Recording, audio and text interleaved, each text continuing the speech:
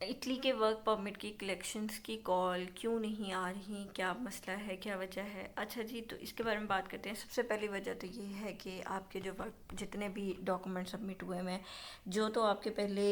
Submit हुए थे Jerry's में, जेरीज की रिक्वायरमेंट और थी, बीएलएस की और हैं। अब यहाँ पर इन्होंने काफ़ी सारा क्राइटेरिया जो है वो चेंज कर दिया हुआ है, जिसकी वजह से अभी आपके जो डॉक्यूमेंट्स हैं वो उस हिसाब से जो है वो कलेक्ट कर रहे हैं। तो जो पुराने डॉक्यूमेंट हैं वो पुरानी जो है रिक्वायरमेंट के हिसाब से आप लोगों ने सबमिट करवाए हुए थे, तो उसकी वेरिफिकेशन और प्रोसेस में टाइम लग रहा है। इस वजह से आपको कॉल्स लेट आ रही हैं। दूसरी वजह एक ये है कि मैंने आपको कहा था कि जिनके 6 महीने हो गए हैं, 8 महीने हो गए हैं नौलास्ता निकले को। अब मसला ये है कि जब एक एम्प्लॉयर या एक बंदा अप्लाई करता है या उसकी बेस पे कोई दूसरा मिडल मैन अप्लाई करता है, वो अप्लाई कर देते हैं, आपका नौलास्ता जो है यहाँ पर शो हो जाता है और वो आपको कहते हैं कि प्रोसेस हो गया। लेकिन आपका नौलास्ता जो है वो एम्बेसी को फॉरवर्ड नहीं हुआ होता, या आफ्टर आपका जो एम्प्लॉयर है उसकी कोई इन्वेस्टिगेशन यहाँ पर होती है, ये रिक्वायरमेंट। क्योंकि इधर इटली में भी एक जो है वो सर्वे किया गया है जिसमें सारे जो एम्प्लॉयर्स हैं जिन्होंने ये फ्लूसी जो है वो अप्लाई किए हुए थे, वो चेक कर रहे थे इनका कि कौन कौन सा एम्प्लॉयर इन्होंने पिछले 1-2 साल में हायर किया था,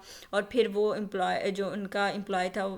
बंदा था, वो कहाँ गया। अगर इन्होंने हायर किया था तो इनको दोबारा 2 साल में या 1 साल में दोबारा रिक्वायरमेंट क्यों पड़ी उस बंदे की, दोबारा जो पहले इन्होंने हायर किया था वो कहाँ गया। और उन्होंने ये सारी इन्वेस्टिगेशन करके, इंक्वायरीज करके फिर वो नेक्स्ट उनको अलाउ कर रहे हैं। और अगर उनका वो उसकी इन्वेस्टिगेशन पूरी नहीं हो सकी, वो लोग इसका जवाब नहीं दे सके, या ऑलरेडी उनके पास बंदा था, उन्होंने एक्स्ट्रा बंदा बुला लिया, तो वो उसको रिजेक्ट कर रहे हैं। ठीक है, तो फिर अब ये है कि जब आपका यहाँ पर पहुँच गया तो आपका ओके था, लेकिन बाद में उन्होंने पीछे से इसका स्टेटस ब्लॉक कर दिया या उन्होंने उसकी जस्टिफिकेशन मांगने के लिए होल्ड कर दिया, तो ये आपको नहीं पता, आपने चेक नहीं करवाया, आपने पाकिस्तान में प्रोसेस करवा दिया। इसलिए आप अपने एम्प्लॉयर से या आपका जो मिडल मैन है उससे मुसलसल जो है वो कांटेक्ट में रहें और ऑनलाइन उसको कहें कि वो शो हो रहा है, उसका स्टेटस शो हो रहा है, और उसको वो ही चेक कर सकते हैं, आप नहीं चेक कर सकते। वो इटली में उनकी स्पेट आईडी है, वहाँ से ऑनलाइन जो उन्होंने दिमांदा दिया था वहाँ से उसका जो है वो स्टेटस चेक करें कि वो ओके है, अभी भी ओके है।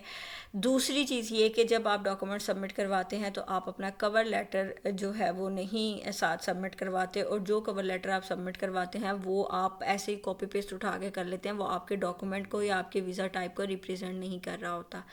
फिर यहाँ पर तीसरी चीज़ जो आ रही है जिसकी वजह से वीज़ा रिजेक्ट भी हो रहे हैं और कलेक्शन कॉल्स भी नहीं आ रही, वो उसके ये है कि जब आपका इंटरव्यू होता है तो आप वहाँ पे आप ब्लैंक होते हैं, आपको पता ही नहीं होता आपकी वीज़ा टाइप क्या है और आपने वहाँ पे क्या काम करने जाना है, या आप वहाँ पे बड़ी बड़ी छोड़ के आ जाते हैं, मुझे तो ये लैंग्वेज भी आती है, मुझे ऐसे भी आता है, लेकिन जब आप वहाँ पे रिप्रेजेंट होते हो तो आपको कुछ भी नहीं आ रहा होता। तो वो इस वजह से भी आज और कल 2-3 वीज़ा रिजेक्ट हुए हैं, क्योंकि उनको लैंग्वेज बिल्कुल भी नहीं आती थी और उन्होंने कहा कि आप आगे जाके काम कैसे करेंगे, आपको तो बेसिक्स भी नहीं आती और आपको ये भी नहीं पता कि आपकी वीज़ा टाइप क्या है। इसलिए मैंने बहुत सारी वीडियोस भी बनाई हुई हैं जिस पे मैंने बताया हुआ है कि आप लोग कम से कम इतनी तो नॉलेज लेके जाएं और कॉन्फिडेंस से बताया करें। फिर तीसरी चीज़ आ जाती है कि अगर आपके पास, मैंने बताया भी था, अगर आपके पास कोई मतलब आपकी वीज़ा टाइप के अंदर रिक्वायरमेंट है कि आपको ये वाली सर्टिफिकेशन आपके पास होनी चाहिए, स्टडी होनी चाहिए,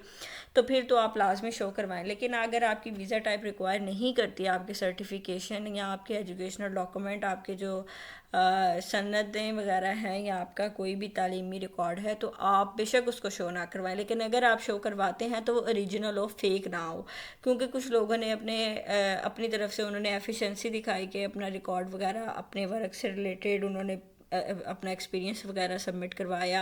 या डिप्लोमास वगैरह, जैसे वो टेक्निकली आपको डिप्लोमा चाहिए होते हैं, कोई मोबाइल रिपेयरिंग का, मोबाइल डेवलपमेंट का, या किसी भी तरीके का, प्लम्बरिंग का या कंस्ट्रक्शन का, लेकिन उनके पास वो था नहीं, उन्होंने सिर्फ शो करवाया, उसके पीछे से उनको रिकॉर्ड्स वगैरह नहीं मिले तो उन्होंने रिजेक्ट कर दिया। तो आपने ये बात 110% कन्फर्म करनी है कि आप उनको जो भी डॉक्यूमेंट दे रहे हैं वो 110% ओके हो, फेक ना हो, उसका रिकॉर्ड एटलीस्ट पीछे मौजूद हो, सब कुछ हो, और जो आप उनको दे रहे हैं आप उसको रिप्रेजेंट भी करते हो। ये नहीं कि आपने उनको वो पेपर पकड़ा दिया और जब आप इंटरव्यू पे गए हैं तो आपको वहाँ ब्लैंक बैठे हुए, आपको वहाँ पे कुछ भी नहीं आ रहा, तो फिर आपका वीज़ा 110% रिजेक्ट होना। इसी वजह से आजकल जो है वो डेली बेसिस पे वीज़ाज रिजेक्ट हो रहे हैं। थर्ड चीज़ जो आ जाती है वो आपका एनओसी आता है। मैंने बहुत सारी वीडियोस में बताया कि एनओसी लाजमी होता है। देखें, अगर वो भूल कर आपसे नहीं भी पूछते एनओसी का, पहली बात तो वो पूछते हैं, अगर वो नहीं भी पूछते तो भी एनओसी जो होता है वो कंफर्म करता है आपके लिए, आपकी इंश्योरेंस के लिए। वो आपके जो एम्प्लॉयर की तरफ से एक श्योरिटी होती है कि हाँ उसने ये वीज़ा इशू किया है, उसको पता है इस वीज़े का और वो चाहता है इस बंदे को बुलाना। एनओसी जो होता है वो NOC stands for no objection letter. No objection letter का फॉर्मेट आपका हर कंपनी से उसका अपना फॉर्मेट होता है, मतलब कोई इंटरनेशनल फॉर्मेट नहीं है इसका कि वो ऐसे ऐसे लिख के देंगे तो वो देंगे। ये आपको स्क्रीन पर नज़र भी आ रहा होगा। इस तरीके से वो एक सिंपल नो ऑब्जेक्शन लेटर होता है जिसमें जो आपका एम्प्लॉयर है वो ये क्लैरिफाई करता है कि इस बंदे को मैंने ही बुलाया है, ये बंदा इसका ये नुलाउस्ता नंबर है, मुझे पता है, मैंने इसका दिमांदा दिया है और ये बंदा मुझे चाहिए है, मेरी कंपनी में इसकी रिक्वायरमेंट है, ये सारी चीज़ें क्लियर है। इससे आपका नुलाउस्ता की मतलब एक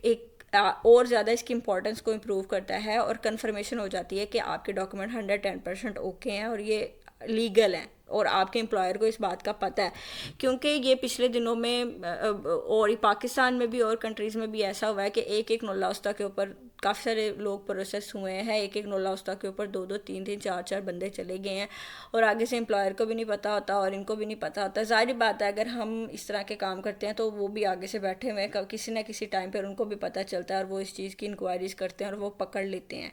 तो ये थी लिस्ट। आप लोग अपने डॉक्यूमेंट अच्छे तरीके से प्रिपेयर किया करें और जो वर्क परमिट है उसमें आपको अटेस्टेशन की ज़रूरत नहीं होती मिनिस्ट्री ऑफ फॉरेन अफेयर्स से, लेकिन आप करवा लें तो बहुत अच्छी बात है, लेकिन ज़रूरत नहीं है। करवाना चाहते हैं तो आपकी मर्ज़ी है, नहीं करवाना चाहते तो भी आपकी मर्ज़ी है। लेकिन एक बात जो एंड पर मैं लाजमी कहूँगी कि आपका जो भी वीज़ा टाइप है, आपका जो भी एम्प्लॉयर है, आप बिल्कुल खाली होकर ना जाया करें। आपको पता होना चाहिए आपका एम्प्लॉयर कहाँ है, कौन है, उसका क्या काम है, उसकी आपने वहाँ जाके क्या काम करना है, आपकी कितने घंटे की ड्यूटी होगी, आपको जो है वहाँ पर कितने लोगों से डील करना पड़ सकता है, कौन से सिटी में कौन से गांव में आप जा रहे हैं, और आपको ये सारी डिटेल्स कम से कम पता होनी चाहिए। नॉलेज ले के जाया करें वहाँ पे ताकि उनको ये ना पता चले इस बंदे को पता ही नहीं है यहाँ पे ये सारी चीज़ें। क्योंकि इटली ने अब काफ़ी ज़्यादा सख्ती कर दी है। यहाँ पर लोग जो है जो बच्चों के उनको पैसे मिलते होते थे, एक बच्चों के आपको पता होगा यहाँ पर बेनिफिट मिलता है 250 यूरो तक या 240 यूरो तक एक बच्चे के मिलते हैं। पहले यहाँ पर इन लिमिटातो जो है वो दी जा रही थी, सजोर्नो जो है, फिर उसके बाद आप अपने पासपोर्ट के लिए अप्लाई कर लेते थे, लेकिन अब इन्होंने वो भी ख़त्म कर दिया है। उसकी वजह भी यही है क्योंकि लोग फिर जो है वो अपने बच्चों के लिए पैसे जो है वो लेते थे और काम करना छोड़ देते थे या कुछ इस तरह, इसलिए उन्होंने ये चीज़ें भी कर दी हैं। तो आप इस चीज़ों का ख्याल रखिए और अगले वीडियो तक के लिए अल्लाह हाफिज़।